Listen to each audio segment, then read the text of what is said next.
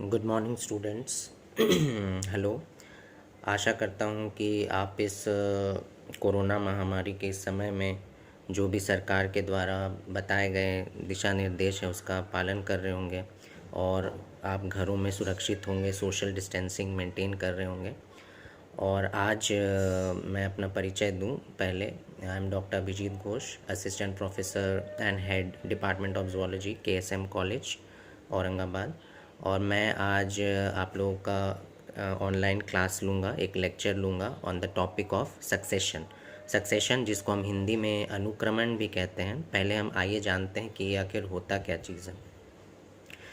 Succession is a progressive change which is observed in any ecological community, and it is an orderly change. सबसे पहले हमें ये समझना होगा कि ये एक orderly change है, मतलब कि क्रम के हिसाब से चलता है।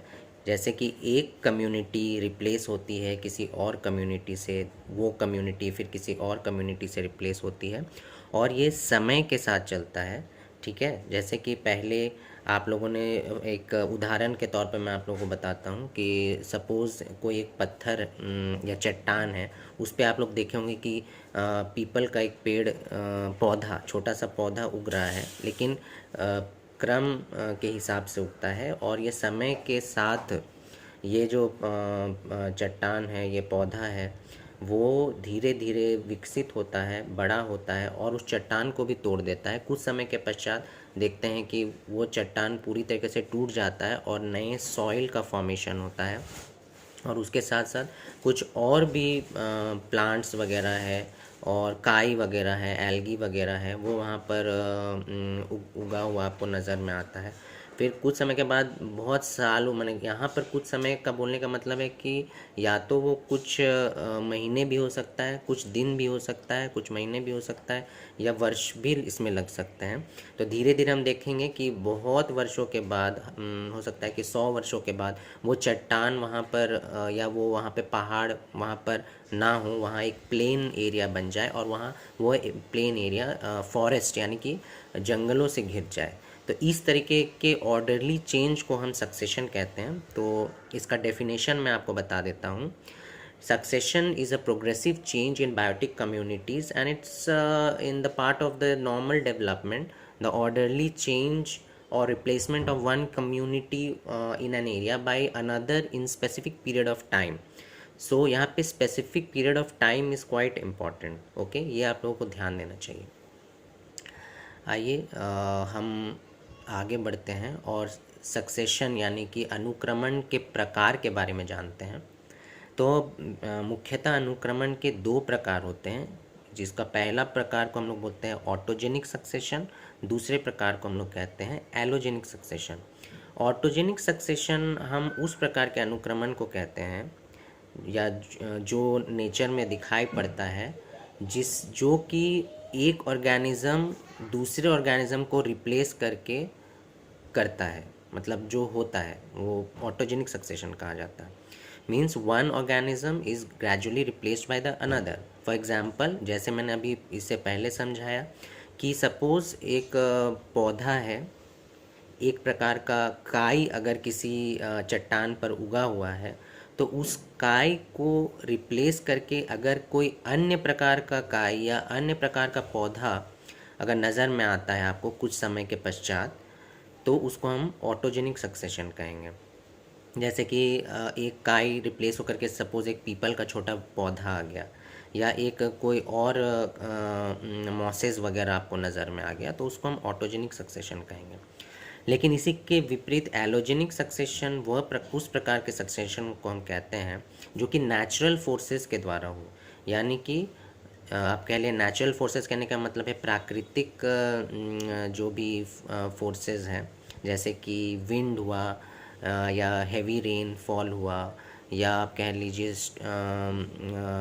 स्टॉर्म हुआ, मतलब बहुत जिसको हम कह रहे हैं तूफ़ान, आंधी तूफ़ान वगैरह, या विंड मतलब कि तेज़ हवाओं के द्वारा, या पानी के मार के द्वारा, या आप कह लो अग्नि के द्वारा, मतलब जंगल फायर्स वगैरह या बुश फायर्स आप लोगों ने सुना होगा। अभी कुछ दिन पहले ऑस्ट्रेलिया में ही बहुत बड़ा बुश फायर एक बहुत बड़े एरिया में लग गया था, जिस वजह से मिलियंस एंड मिलियंस ऑफ जो जीव जंतु और पौधे जंगल जल कर राख हो गए।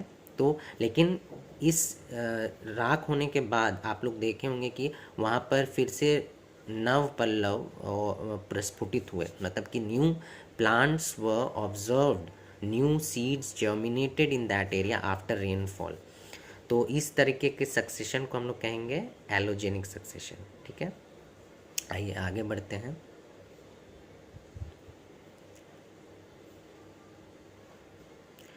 अब हम जानते हैं कि सक्सेशन के कारण क्या है, कॉजेज ऑफ सक्सेशन।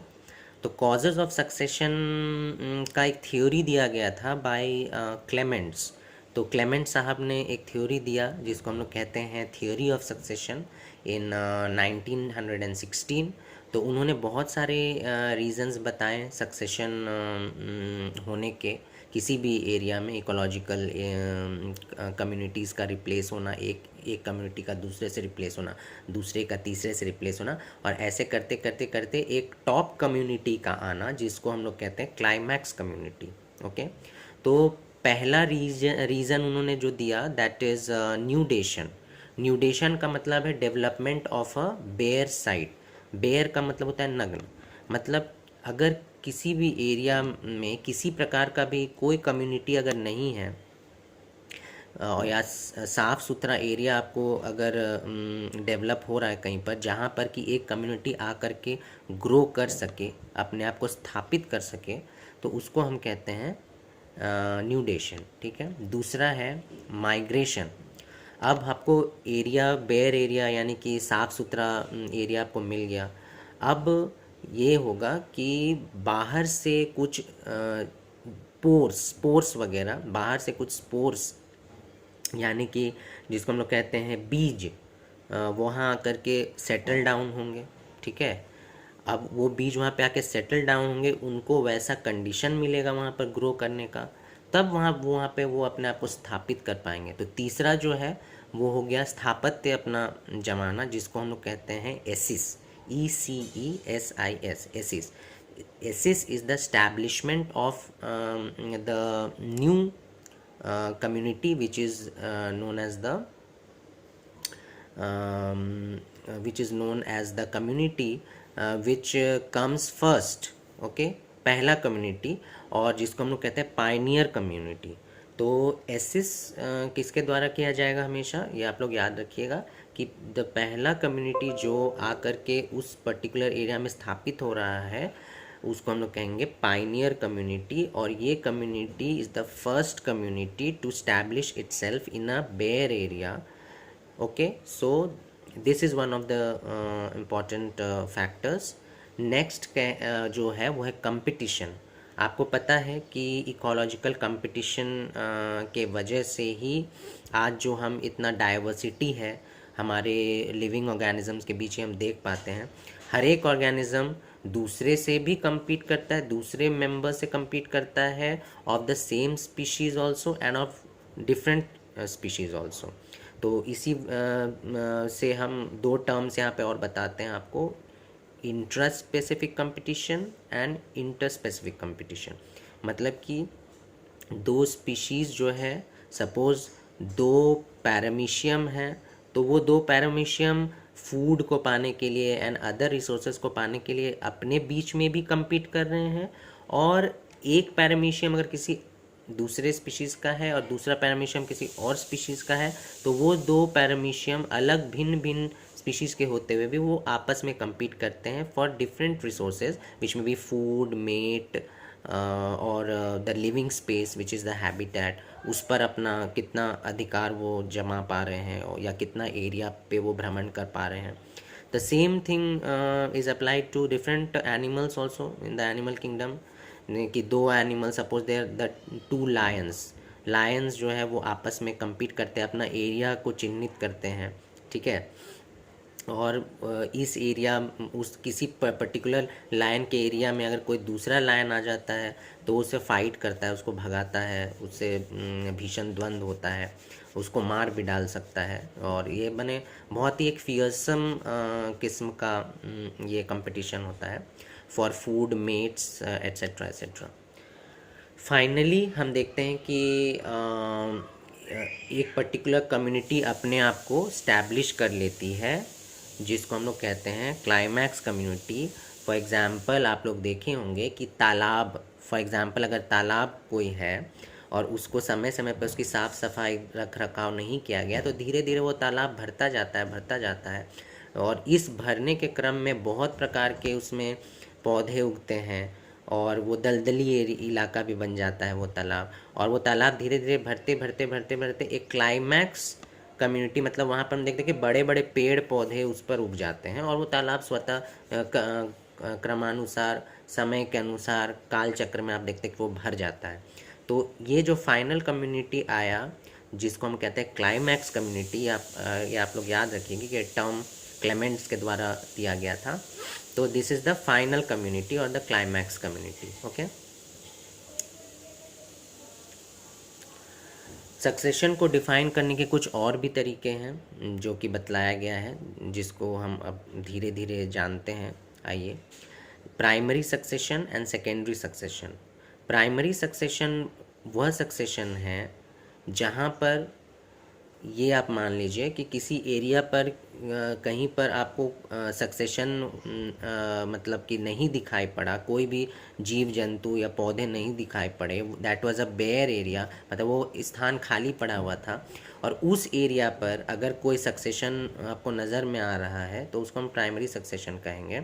जो कि जिस उदाहरण को मैंने कुछ देर पहले आपको बतलाया था कि एक चट्टान पर आप देखेंगे कि सर्वप्रथम वहाँ पर काई नज़र में आ रहा है, मॉसेज नज़र पे आ रहा है, कोई हर्ब्स नज़र आ रहे हैं, उसके बाद कुछ हो सकता है कि आपको पीपल का पेड़ भी नज़र में आए कुछ समय के पश्चात। और धीरे धीरे आप देखेंगे कि वो चट्टान जो है विभक्त हो जाता है, टूट जाता है, वहाँ पे सॉइल का फॉर्मेशन होता है और वो चट्टान का साइज़ जो है वो टुकड़ों में चेंज हो जाता है, माने डिवाइड हो जाता है। तो इस तरह का सक्सेशन जहाँ पर पूर्ववत किसी भी प्रकार का जीव नहीं था, बेयर एरिया पर हो रहा है, उसको प्राइमरी सक्सेशन हम कहते हैं। तो let's move on to the secondary succession. Secondary succession वह सक्सेशन है नेचर में जहाँ पर पहले से सक्सेशन हो चुका है। फॉर एग्ज़ाम्पल एक जंगल में आप लकड़ी का या जो लट होता है, मतलब एक पेड़ सपोज़ गिर गया है, वो पेड़ का तना गिरा हुआ है कहीं पर, वो सड़ रहा है और उस पर अगर किसी प्रकार का सक्सेशन आपको नज़र में आता है, जैसे कि वहाँ पर उसमें कीड़े लग सकते हैं या उसमें काई, उसमें फफूंद, उसमें बाकी अन्य स्पीशीज़ ग्रो कर सकती हैं, तो इस प्रकार का सक्सेशन को हम लोग सेकेंडरी सक्सेशन कहेंगे। ठीक है,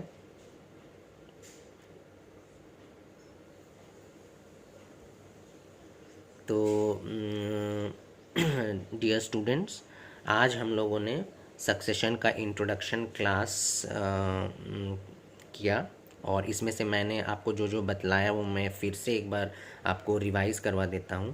पहले मैंने बताया कि आखिर ये अनुक्रमण यानी पारिस्थितिकी सक्सेशन या पारिस्थितिकी अनुक्रमण, इकोलॉजिकल सक्सेशन जिसको हम लोग कहते हैं, वो आखिर है क्या, ये कहाँ होता है नेचर में, क्यों होता है, ठीक है, और इसके प्रकार क्या है वो हमने बताया। और then we moved on to the various factors which are responsible for succession और थियोरी ऑफ सक्सेशन के बारे में जाना जो कि क्लेमेंट्स ने दिया था। ठीक है, तो नेक्स्ट लेक्चर में हम लोग ये जानेंगे कि आखिर ये सक्सेशन जो है वो हम लोगों ने डिफरेंट टाइप्स के बारे में जाना, ठीक है, लेकिन उसके कुछ एक प्रकार जो कि पानी में हो रहे हैं, जिसको हम लोग हाइड्रोसीयर या हाइड्रार्च भी कहते हैं, जो ज़मीन पर हो रहा है, टेरेस्ट्रियल इकोसिस्टम में हो रहा है, जिसको हम लोग अगर वो पत्थर पे हो तो उसको ज़ेरार्च, या सूखे जगह पर हो, मरुस्थलीय भूमि पर हो तो उसको ज़ेरार्च कहते हैं, या कहीं बालू पर हो, माने बालुई मिट्टी पर, बालुई स्थान पर हो, तो उसको हम लोग सैमो सियर कहते हैं। तो इन सब का थोड़ा डिटेल्स में अध्ययन करेंगे, उसके लिए आप लोग तैयार रहिएगा। और हाँ, मैं कुछ टास्क भी आप लोग को दे रहा हूँ, वो टास्क आप लोग कृपया करके अपने टास्क कॉपी या होमवर्क कॉपी में उसको बनाइएगा। ये आप लोग को आने वाले परीक्षा में बहुत ही मददगार साबित होगा। और इसी के साथ मैं आज का ऑनलाइन लेक्चर समाप्त करता हूँ। धन्यवाद।